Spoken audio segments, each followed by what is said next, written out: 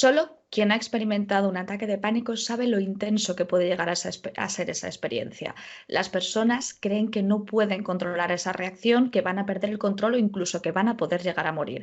Hoy hablamos de 10 mandamientos del pánico que no puedes olvidar.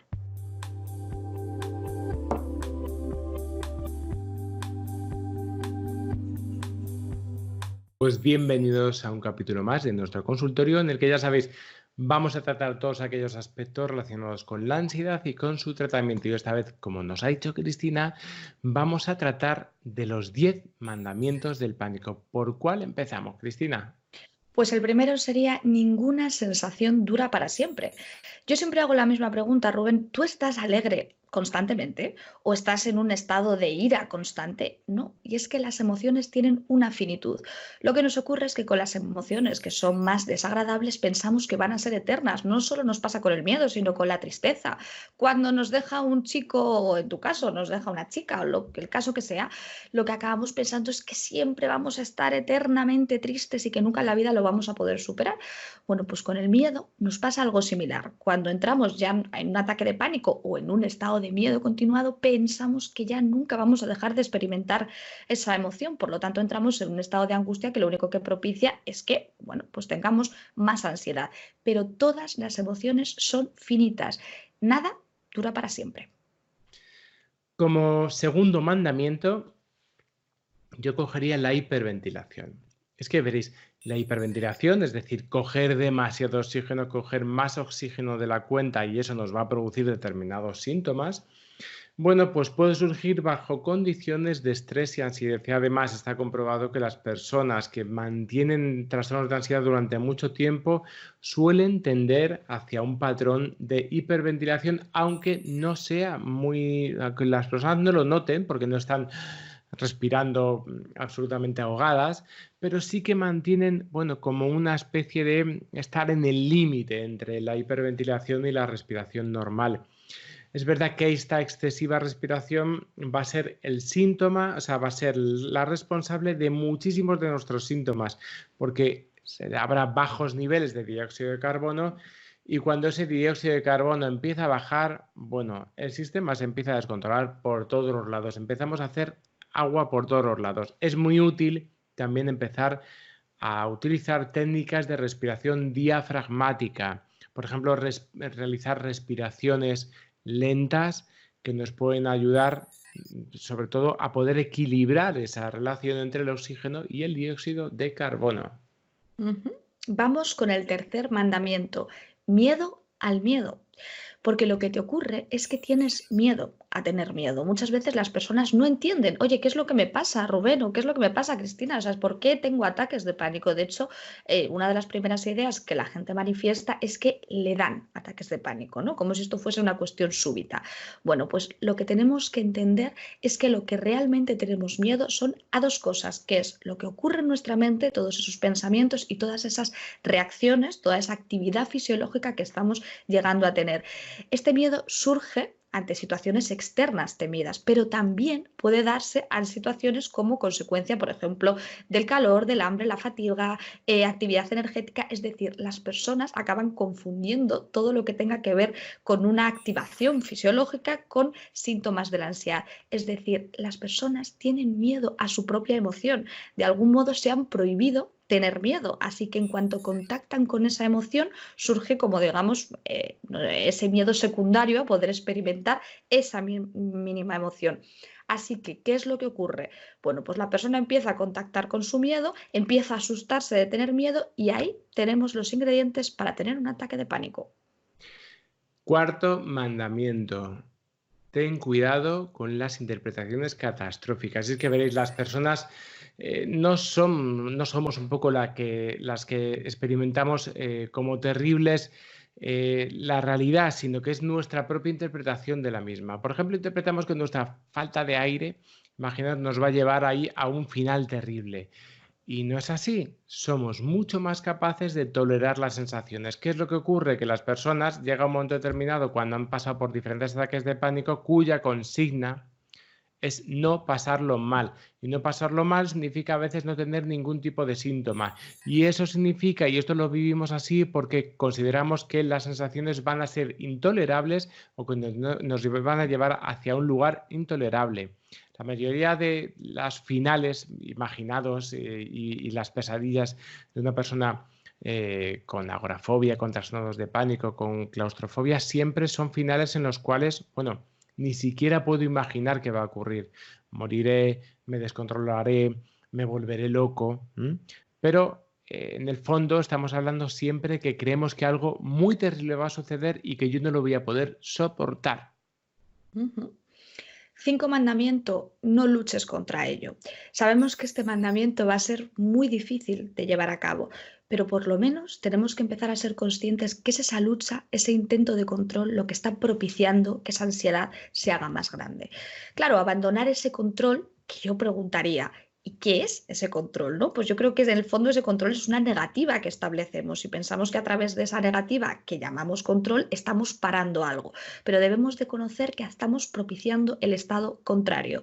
Si estamos hablando de que los ataques de pánico, de que las crisis de pánico se alimentan de miedo, una negativa que vaya, bueno, de manera un poco subterránea en ese mensaje que nos esté diciendo no, no, no, no tengas ese ataque de pánico, lo que estoy diciendo es que me da miedo tener ataque de pánico, por lo tanto, estoy propiciando que aparezcan síntomas y aparezcan pensamientos ansiógenos.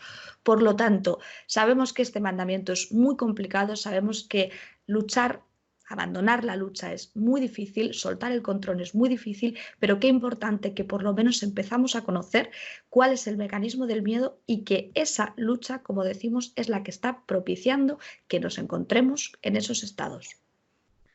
Mandamiento número 6, no anticiparás. Bueno, esto es un poco así porque sabemos que vas a anticipar, pero por lo menos vamos a reducir en la medida que podamos esta anticipación previa a las sensaciones. Normalmente la anticipación tiene diversos significados. A veces anticipamos porque tenemos miedo a poder tener un ataque de pánico o un ataque de ansiedad en una situación en la cual, bueno, yo creo que no voy a poder escapar o salir de la situación. Voy a tener también una expectativa por cuál va a ser, y vamos a anticipar cuál va a ser el próximo ataque de pánico. Y por último, hay una anticipación de cómo las sensaciones nos van a llevar precisamente al pánico. Las especulaciones de que algo está pasando y algo está mal en nuestro interior, bueno, pues es mejor intentar evitarla. Y si no puedes evitarla, que muchas veces pues va a ser lo más normal, bueno, es mejor que aprendas a aceptar determinado pensamiento y no quedarte enganchado con él, Cristina. Uh-huh. Séptimo mandamiento, reorienta tu atención, es decir, vuelve al presente. Por ejemplo, un pensamiento muy típico de las personas que tienen ataque de pánico es, oye, ¿y si me quedo paralizada? ¿Y si me quedo en un estado catatónico y ya no puedo seguir adelante? Y nosotros siempre decimos, mueve los pies, ¿no? Demuéstrate a través del presente que eso que te estás contando es tu imaginación. ¿Qué tienes miedo a dejar de respirar? Busca tu respiración. ¿Qué tienes miedo a quedarte paralizado? Mueve tus pies, demuéstrate que puedes andar. La atención en los momentos de pánico está totalmente orientada a nuestra sintomatología y nuestros pensamientos, así que vamos a buscar estímulos externos, vamos a buscar cuestiones que nos den nuestros 5 sentidos, que nos traigan al aquí y a la hora, que es verdaderamente lo que está pasando, porque si nos ponemos a analizar, los ataques de pánico se alimentan de un futuro, de lo que va a poder pasar. El momento que la persona empieza a entender que todo lo que puede pasar es eso que está pasando, el ataque de pánico finaliza. Pero el ataque de pánico se va alimentando de esos pensamientos de que todo eso que la persona está sintiendo va a ir a más y cada vez va a ir a peor. Mandamiento número 8, no existe el ataque de pánico definitivo. No existe muchas veces un ataque más grande o más pequeño. No es que nos vengan ya importados de fábrica los ataques de pánico y de repente se despliegan en nuestro interior. Yo lo voy a alimentar más o menos.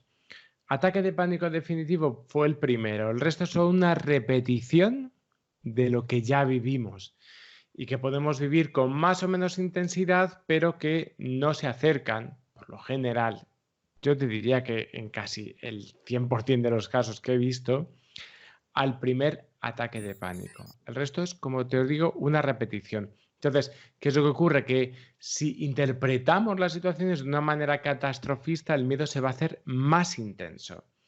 Si por el contrario intentamos darle un ajuste a nuestra interpretación aceptando lo que nos ocurre, bueno, pues no vamos a desencadenar en ese final abrupto y horrible. ¿Sabes qué es lo máximo que te va a pasar un ataque de pánico? Bueno, pues eso, pánico.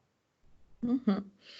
Vamos con el penúltimo mandamiento, que es celebra las victorias. Esto es muy difícil también, porque claro, las personas lo que se cuentan, Rubén, es que eso no les debería estar pasando. Por lo tanto, si no pasa, entendemos que es lo normal, pero si pasa, es una catástrofe. ¿Por qué creemos que es importante celebrar? Porque es importante que, bueno, que le demos su lugar a lo que está pasando y que no creamos que esto, bueno, son tonterías y son cosas bueno, que se tienen que acabar ya de ya. Cualquier proceso tiene sus altos y tiene sus bajos. También esto se vive con mucho dramatismo en las personas porque muchas veces cualquier tropiezo se vive como un fracaso. Nosotros siempre decimos que los tropiezos son importantes porque ¿qué ocurriría, Rubén, si una persona empezase a mejorar y nunca supiese lo que es bajar? Que no estaría preparado para poder afrontar que en un momento de su vida, por determinadas circunstancias, pueda volver a revivir determinadas, bueno, situaciones que le produzcan ansiedad. Pero si la persona ha tenido sus tropiezos, ha aprendido de lo que es estar abajo, se está reforzando, está aprendiendo herramientas que le harán sentirse menos vulnerable a poder volver a estar en puntos iniciales. Así que las victorias son importantes.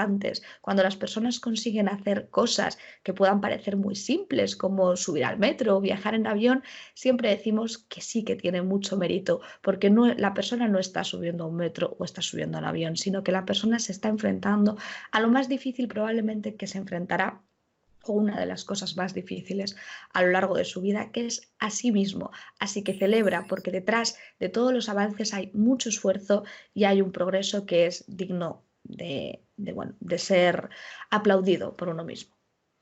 Así que celebra tus victorias y número 10, mandamiento número 10, no intentes que el pánico se calle. El pánico no se va a callar, es una voz que está ahí. Lo que pasa que eres tú el que tienes que hablar más fuerte.